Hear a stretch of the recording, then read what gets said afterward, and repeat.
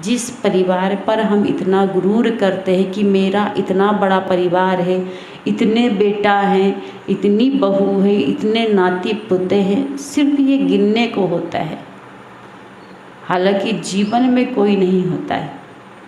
बुढ़ापे में देखिए बहुत लोगों की ज़िंदगी वृद्धा आश्रम में बीतती है। मंदिरों में माँ की जय जयकार है और घर में माँ बाप से हाहाकार है। हमारे देश में देखा जाता है कि जब भी नौ दुर्गा की पूजा के समय आता है, दुर्गा पूजन का समय आता है, तो दुर्गा की जय जयकार लगती है कि ये माँ है, चारों तरफ माँ का जय जयकार होता है। पर कौन सी माँ का जय जयकार होता है? जिस माँ को आपने खरीद के लाए हैं 5,000, 10,000, 20,000 में, उसकी जय जयकार होती है। 9 दिन तक लोग बड़ी भक्ति भाव दिखाते हैं उस माँ के प्रति जिसे आपने खरीद के लाए, जिसे एक कलाकार ने बनाया है, और जिस माँ ने आपको बनाया है, उस माँ के प्रति इतनी भक्ति कोई बेटा आज तक नहीं दिखाया। हो सकता है कोई कोई ऐसे बेटा आज भी है जो अपने माँ बाप का सम्मान करते हैं, सेवा करते हैं, आदर करते हैं, होते हैं कुछ बेटे कुछ, पर अक्सर तो वही माँ को पूजते हैं जिसे किसी कलाकार ने, मूर्तिकार ने बनाया है। नहीं तो अधिकतर लोग देखती हूँ मैं, जो घर में माँ है उसका उपेक्षा करते हैं, अनादर करते हैं, उनसे नफरत करते हैं। एक कहानी याद आ गई मुझे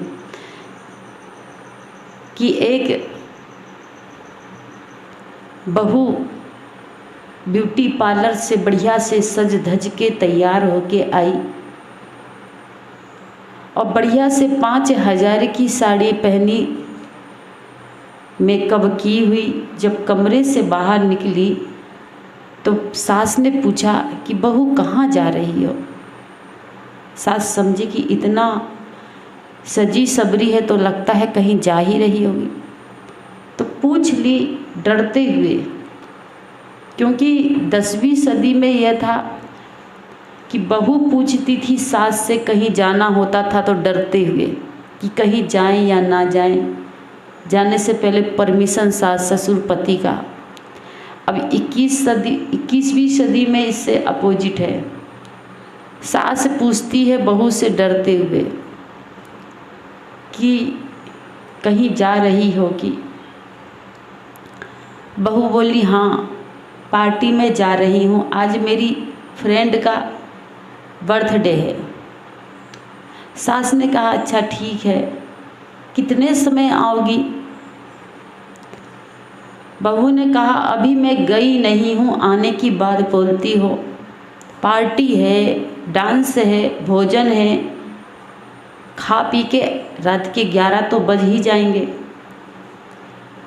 बूढ़ी सास सोचने लगी 11 बजे रात तक आएगी, तब तक मैं भूखी प्यासी बैठी रहूँगी, इससे अच्छा कि बहू मेरे लिए 2 रोटी बना देती, मैं खा के सो जाती। तो बहू से बोली बहू रात के 11 बजे तक आओगी, बहुत रात हो जाएगी, एक काम करो 2 रोटी बना दो, बना के रख दो, मैं खा लूँगी। बहू को बड़ा गुस्सा आया। बहू ने कहा कि दिन की सब्जी रखा है, दोपहर की सब्जी रखी हुई है, 2 रोटी बना के अपने से खा नहीं सकती। सास ने कहा कि मैं बना लेती, लेकिन मुझे गैस जलाते नहीं बनता, शहर का मकान है, यहाँ चूल्हा नहीं है, लकड़ी नहीं है, कैसे भोजन बनाऊंगी? बहू सोचने लगी अगर मैं किचन रूम में जाऊंगी, गर्मी का दिन है, अभी 2,500 का मेकअप करके ब्यूटी पार्लर से आई हूँ, लिपस्टिक पाउडर, अगर किचन में जाके रोटी बनाती हूँ तो एक पसीना में सारा मेकअप साफ हो जाएगा। इसलिए अपने पति के पास जाती है गुस्सा से और कहती है कि भगवान का शुक्रिया है, धन्यवाद है कि ससुर पहले ही चल बसे, पर ये बुढ़िया जो आपकी माँ है वो पता नहीं कब जाएगी। कहा क्यों, क्या हुआ? कहा देखिए पार्टी में जाने के लिए तैयार हुए हैं और आपकी माँ कहती है कि 4 रोटी बना दो। पति ने कहा कि ठीक तो कहती, 4 रोटी बना दो, सुबह की सब्जी रखी हुई उसी में खा लेगी। कहा कि तुम भी अपने माँ का पक्ष लेते हो। तुम्हें पता है अभी अभी मैं मेकअप करके ब्यूटी पार्लर से आई हूँ, 5000 की साड़ी पहनी हूँ, किचन में जाऊँगी, पसीना से सारा मेकअप साफ हो जाएगा, इतनी बड़ी पार्टी है। और फिर बूढ़ी माता जी इतनी बूढ़ी नहीं कि 4 रोटी नहीं बना सकती। माँ के पास बेटा जाता है कि मैं कुछ माँ को समझा देता हूँ कि 4 रोटी बना के खा लें। बेटा माँ के पास जाता है, कहता है माँ जी हम लोग पार्टी में जा रहे हैं, खाना खा पी कर आएंगे, तुम 4 रोटी बना लो। बूढ़ी माता जी आँखों में आंसू भर के कहती, बेटा गांव में तुम्हें बना के खा लेती थी, लेकिन शहर में ना लकड़ी है ना चूल्हा है, गैस मुझे जलाते बनता नहीं है, कैसे रोटी बनाऊंगी। तब बेटा कहता है माँ एक काम करो, बनाने की झंझट छोड़ो, बगल में साईं राम का मंदिर है, साईं भगवान का मंदिर है, और साईं मंदिर में आज गुरुवार है, गुरुवार के दिन खिचड़ी का प्रसाद बढ़ता है, आप वहीं पर जाना और एक टिफ़िन लेते साथ में जाना। जब प्रसाद वितरण होगा तो 2 चम्मच एक्स्ट्रा डलवा लेना टिफ़िन में और उसी खिचड़ी के प्रसाद को घर में आके खा लेना। आज उसी प्रसाद से काम चला लेना। माँ ने कहा ठीक है बेटा आप लोग जाओ, मैं ऐसा ही करूँगी। 10 साल का पोता मम्मी पापा के सारी हरकत को देख रहा था। जब बेटा बहू और पोता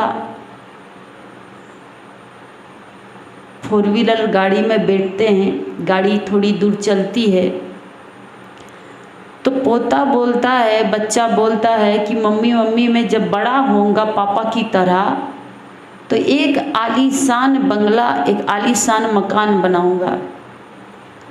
माँ बड़ी खुश होती कि देखो मेरे बेटा का सपना कितना सुंदर है, छोटा है पर इतनी ऊंची उड़ान है कि ये भी अपने पिता की तरह मकान बनाना चाहता है, मतलब कि बहुत पैसा कमाएगा।